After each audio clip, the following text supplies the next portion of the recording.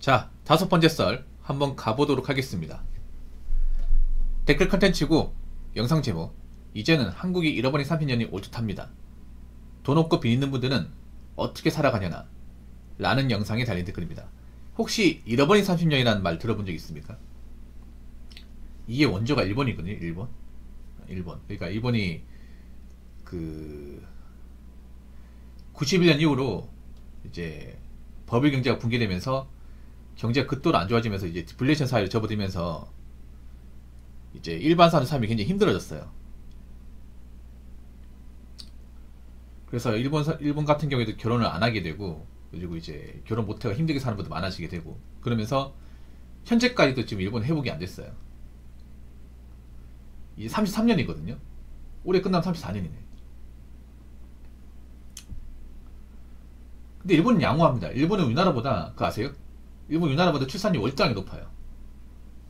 일본은 또 출산율을 걱정하는데 일본이 1.2는 넘습니다. 우리나라보다 훨씬 더 많이 인구가 태어나요. 결혼도 많이 해. 근데 우리나라는 정반대예요. 우리나라는 지금 도저히 그 문제를 해결할 수가 없어. 아시겠지만. 그럼 어느 쪽이 답이 없을까, 여러분? 어느 쪽이? 우리나라가 훨씬 더 답이 없지 않나? 거기다 노후 대비가 잘 된 사람도 얼마 있어. 일본은 그래도 노년층이 그렇게 힘들게 사지는 않습니다. 노년층이.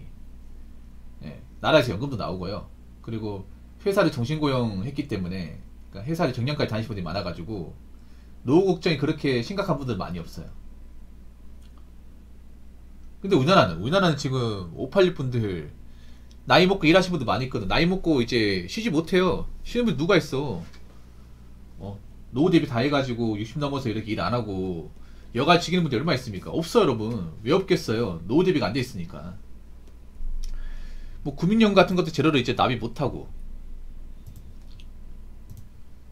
거기다가 나이 먹고 일해야 되는데 나이 먹고 일할 수 있는 어떤 일의 가짓수는 많지가 않고, 일도 위험하기도 하고, 거기다 자식들도 아까리 못하고, 그런 문제 때문에 사실 우리나라는 일본이 겪었던 그 잃어버린 30년보다 훨씬 더 대비 세게 입을 수 있습니다. 훨씬 더. 사실 우리가 지금 누구를 걱정할 처지가 못 돼. 우리를 걱정해야 돼요. 좀 대한민국 자체가 굉장히 걱정스러워요. 사람들이 지금 아까리 못하는 사람도 많고, 노는 사람도 많고, 직장을 다니되 돈을 못 모은 사람도 많아요. 거기다 빚이 졌는데 갚지도 못하는 사람도 많잖아요. 일본 같은 경우는 그렇게 말도 안 되게 대출을 안 받아요. 지금 현재 보면.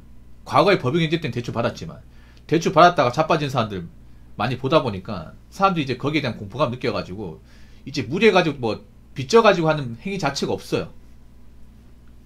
근데 우리는 지금 일단 빚이 많아요. 가계빚이 많죠. 이게 줄기는커녕 늘어납니다. 이게 거기다 빚을 갚지 못한 사람 늘어나고 있고, 거기다 청년들 중에서도 빚진 사람 늘어나고 있습니다. 지금 채무난 채무는 다 늘어나고 있어요. 그리고 점점 빚을 못 갚고 있고. 그럼 빚을 못 갚은 사람 미래는 어떻게 될까요? 어떻게 되긴요? 뭐 사람들이 못 받고 사는 거죠.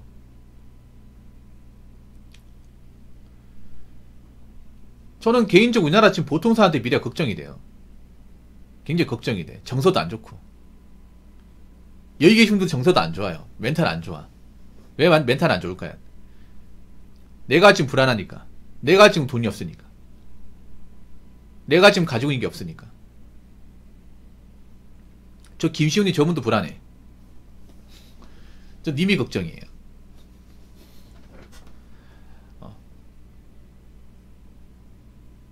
결혼하신 분도 이지겠지만 결혼 안 한 사람도 있더라고요, 여러분. 결혼 안 한 분들 소득이 적어요, 여러분. 소득이 적으니까 결혼 못 하는 거 아니야. 툭 까놓고.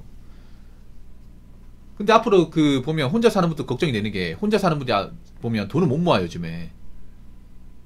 혼자 살 거면 제대로 사야 되는데, 혼자 이제 살면서 제대로 사는 게 쉽지 않습니다. 굉장히. 예.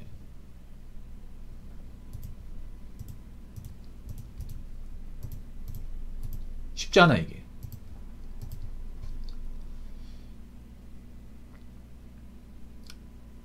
거기다가 지금 혼자 사시는 분들이 돈을 왜 못 모으냐 하면 자취를 하거든, 자취를. 더군다나 이제 요즘에 보면 사람들이 유행이 민감하다 보니까 이 사치를 좀 즐기는 분들이 많아요. 그러다 보니까 돈 모을 생각을 안 해. 어차피 돈을 모아봐야 뭐 아파트 마련 못하니까 뭐하러 힘든 게 뭐냐. 이런 마음이 많이 좀 팽배해져가지고 좀 나이 먹어서 삶을 준비하는 분들이 많이 없어요. 우리가 알아야 될 건 뭐냐 하면 우리의 젊은 시기는 언젠간 지나간다는 거야. 그리고 젊은 시기는 생각보다 짧다는 거예요. 제가 겪어본 결과 짧습니다.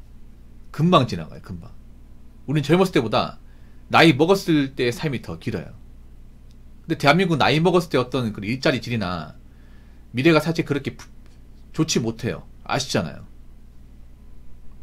그럼 젊었을 때 내가 얼마나 많이 돈을 벌고 돈을 많이 모았냐에 따라서 나이 먹었을 삶의 미래가 결정이 돼요. 그럼 결국엔 젊었을 때 내가 뭔가 직장도 안 다니고 돈을 제대로 모으지 못했으면 나이 먹어서 일을 제대로 할 게 없다면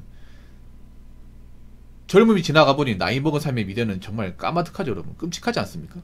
지금도 힘든데 사실 지금 힘든 건 힘든 것도 아니야. 지금 젊을 때 힘든 거는 진짜 비참한 건 나이 먹고 돈이 없는 거예요. 나이 먹고 돈 없는데 나 같은 사람은 뭔가 바라주는 것이 없는 거예요. 이게 정말 슬픈 거예요. 여러분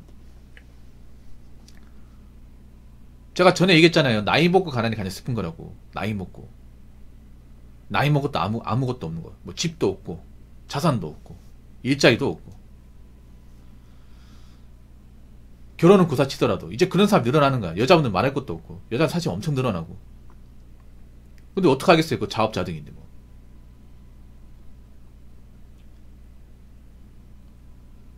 그리고 앞으로 이제 빚을 못 갚는 분들은 이제 나라의 짐이 되는 거죠. 나라의 짐. 그리고 그런 사람들 멀리하게 되죠. 앞으로 빚 있으면요 모든 게 다 깨져나갈 겁니다. 모든 게 다 빚을 못 갚게 되면 일단 인간관계 깨져나오고 뭐 결혼하신 분들 가정이 깨져나오고 보통 빚 못 갚아서 이혼하신 분들 정말 많이 있거든요. 집에 빚을 못 갚아가지고 4, 50배를 빚졌는데 도저히 감당 안 돼서 이제 뭐 이혼한다거나 아니면 가족관계 깨진다거나 그런 경우는 비일비재합니다. 옛날에도 많았는데 앞으로 더 많아지겠죠. 왜냐 빚을 못 갚는 것 자체가 어떻게 보면 내가 사랑구시 못한다는 거잖아. 그 사랑구시 못하는 사람 어떻게 같이 하려고 그래. 앞으로 멀리 하겠지. 무슨 행동을 할지 모르니까. 제가 유튜브 보다가 어떤 사건 있죠. 어떤 사건 그런 거 있죠. 유튜브에 그런 거 있죠. 왜 종편 채널 보면 왜 프로파일러나 이제 형사도 나와가지고 어떤 사건 같은 거 이제 옛날 사건 같은 거에 들쳐가지고 이제 살펴보는 거 그런 프로그램 있죠. 저도 한 번씩 보는데 대부분은 채무감각이 안 좋은 사람이 범죄를 저질러요. 놀라운 게 옛날에도 그랬어요. 옛날에도 뭔가 일도 안 하고 뭔가 빚이 많은 사람이 이 위기를 타파하려고 사람을 이용한다거나 범죄를 하는 경우가 정말 많아요.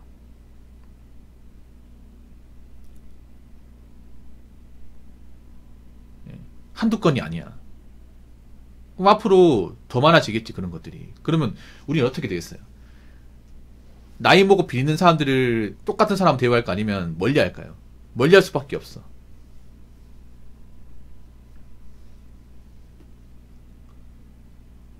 남자든 여자든 간에 내 옆에 붙어서 어떤 행동을 할지 모르니까. 그래서 앞으로 자산 있는 분들은 빚 있는 분들 멀리 할 거예요. 어쩔 수가 없어 이게. 뭐 사람이 살다 보면 뭐 대출할 수 있는 거지라고 생각하지만 앞으로 사람들이 대출을 못 갚는 사람은 좀 엄격하게 볼 겁니다. 엄격하게. 그러면 이제 시간이 가면 갈수록 이제 빚 못 갚는 사람들, 빚 있는 사람들은 어떻게 보면 인간관계에서도 그렇고 직장에서 그렇고 이게 좀 인간 대접받기 힘들 거예요. 그런 거 각오하셔야 될 겁니다. 자, 댓글 한번 읽어보도록 하겠습니다. 동네 버티는 편의점 비롯해 문 닫는 가게들이 늘고 있습니다. 이제부터 시작입니다. 고통의 터널. 문 닫는 가게 늘고 있죠. 사실 지금 뭐 잘 된다는 것 자체가 신기하죠. 잘 될 수가 없어요 이게. 우리나라 자영업이 너무 많아요. 뭐 동네 편의점 문 닫는다고 해도 아직 남아있는 편의점도 굉장히 많죠. 솔직히 말해서 지금 잘 되는 곳이 얼마나 있습니까 이게. 사실 우리나라 자영업자 대부분 빚쟁이입니다. 빚쟁이. 대부분 이제 대출 받아서 창업한 거거든요. 돈이 많아서 창업한 분들은 없어요. 건물주가 아닌 이상 없습니다. 대부분 이제 뭐 직장 못 들어가고 이제 돈 벌어야 되니까 가지고 있는 털고 그도 모자라니까 대출 받아가지고 하는 경우가 많은데, 이 자영업이라는 거 우습게 생각하시면 안 되는 게, 안 되면요 돈을 벌려고 했다 인생이 더 꼬일 수 있는 거야. 이게 앞으로 사람들이 자영업을 보는 시각도 달라져야 돼요. 할 거 없으니까 자영업이나 하자, 제일 위험한 생각이야. 근데 이런 마인드 가진 사람이 많았죠 예전에는. 뭐 어차피 직장 들어갈 바에는 내가 사업해서 돈 버는 게 더 낫다, 남 밑에서 이제 욕먹는 것보다 내가 사장 소리 듣는 게 맞다 싶어서 많이 했잖아요. 지금도 많이 했잖아 여러분. 근데 그 가운데 살아남는 가격이 얼마 있을까요? 카페든 편의점든 간에 얼마나 있을 거야? 얼마 없어 여러분. 근데 그 사람들이 과연 돈이 많아가지고 뭐 이것만 하면 사는데 뭐 문제 없어가지고 창업하는 걸까? 그런 사람은 거의 없어요. 대부분 일반 서민들이 자영업했다는 얘기는 쉽게 말하자면 배수의 질이 쳤다 라고 생각할 수 있겠습니다. 그러니까 있는 건도 다 털어가지고 이거 장사 안 되면 우리 집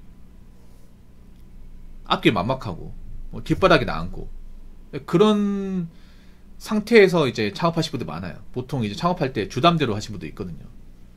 집 담보로. 그럼 장사 안 되면 이 집도 날아가는 거예요 이게. 사람들이 뭐 너무 보면 장사를 우습게 생각합니다. 지금 봐도 절대 우습게 생각하면 안 돼. 괜히 내가 장사해가지고 이런 개고생을 하는가 보다, 장사해가지고 내가 번호놨다고 다 까먹나 보다 후회하시는 분 늘 거예요 이게. 사실 우리나라 자영업 너무 많아요. 말도 안 되는 게 많아.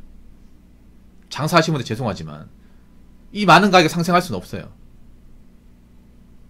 사람들이 그리고 형편도 안 좋은데 계속 가게를 방문할 수는 없어요. 그래서 앞으로 제가 봤을 때는 살아남지 못하는 어떤 자영업은 점점 늘 겁니다. 늘 거예요. 어쩔 수가 없습니다. 그래서 좀 딱 봐도 안 될 것 같으면 빨리 접는 게 좋아요. 빨리 접고 나오는 게 좋아. 괜히 버티고 있는 것보다. 버티면 또 더 까먹어 이게. 더 까먹고 더 안 좋아져요.